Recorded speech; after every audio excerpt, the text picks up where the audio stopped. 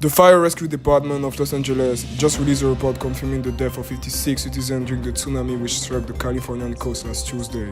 Unfortunately, this is not an isolated event. The world population today is threatened by frequent heat waves and increasingly occurring natural disasters, such as tornadoes, tsunamis, and earthquakes. All of this is derived from one phenomenon: climate change. In the past month, the global temperature has reached record number around 150 degrees Fahrenheit, which is more than 50 degrees Fahrenheit more than 30 years ago. The emission of the greenhouse gas CO2 have increased by 18% since 2020 and continue to rise at an alarming rate.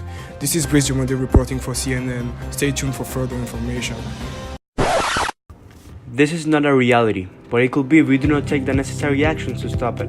Since 1980, global carbon dioxide emissions has increased from 17.5 gigatons to 32.5 in 2016.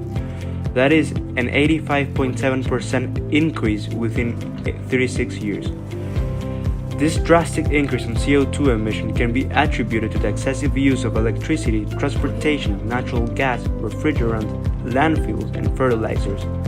The combustion of fossil fuels such as gasoline and diesel to transport people and goods was the second largest source of CO2 emission in 2016, accounting for 34% of total U.S. carbon dioxide emissions and 27% of the U.S. greenhouse gas emissions. The population in Atlanta has grown to extreme heights, and this contributes to the extra amount of carbon dioxide dispersed into the air. Cars in Atlanta produce 1,474,000 tons of CO2 each year, roughly 4,094 tons a day. Out of a population of 490,000 people, there are 320,460 registered cars in Atlanta. Also, due to the expanding job opportunities, Atlanta is the 14th highest city to commute to. The amount of people who commute, along with the city's population, create crucial traffic jams which can increase CO2 in the atmosphere by 20%. If these effects are not inspected and handled expeditiously, the future effects could be even worse. In our efforts to reduce the levels of CO2 in the city as well as the major congestion that attributes to the emissions, our search for creating a solution stopped once we realized the untapped potential of Marta. With that said, we plan on strategically expanding the Marta Railroad to places with a large amount of commuters to cities like East Cobb, South Fulton, and Smyrna, while also placing those rails in populated areas where the train is currently unavailable, such as the Paces neighborhood, Cumberland, and Camp Creek. The proposed lines would have solar-powered stations along the route to ensure that the Marta railways are eco-friendly and more efficient.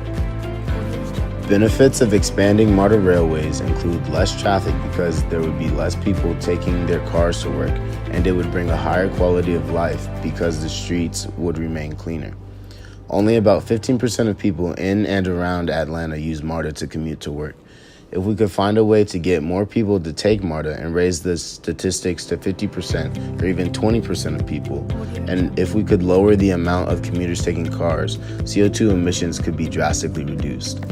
Emissions of natural gases such as CO2 burn holes in the ozone layer of the atmosphere, exposing us to harmful levels of ultraviolet light and radiation. This is why it is so imperative to lessen the number of people commuting to work via car.